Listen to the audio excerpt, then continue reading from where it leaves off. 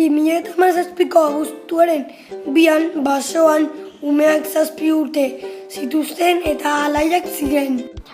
Eta herriko gauetan sua egiten zuten. Eta goizetan umeak kopiatzen ziren eta gauetan berriro elkartzen ziren. Eta gero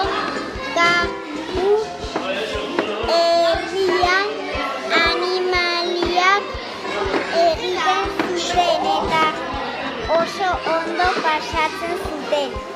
Sua egiten zuten.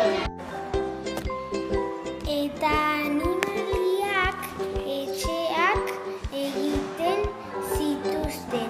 Etxe txikiak eta bere inguruan harrapaketan ibiltzen ziren guztiak.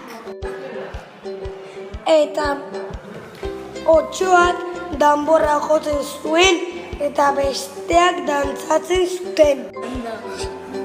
Eta gauetan berriro dantzatzen zuten. Aitona eta amonak animaliak egan ikustean harrituta gelditu ziren. Eta asko saltatzen zuten. Eta horrela bizi